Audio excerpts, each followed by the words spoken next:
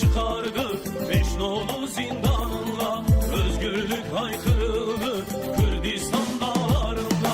Bitsin artık bu illet, boyun eğmez bu millet. Ya tam kardeşlik olsun, ya özellik ya devlet. Bitsin artık bu illet, boyun eğmez bu millet.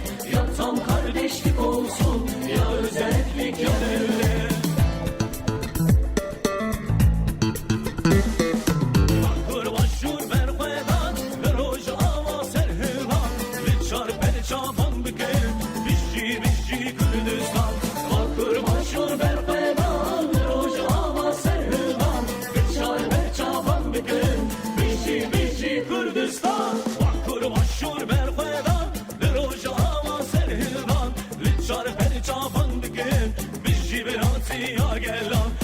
Kırbaşur berfedan, roja ama serhildan, beçar beçavan bir gün.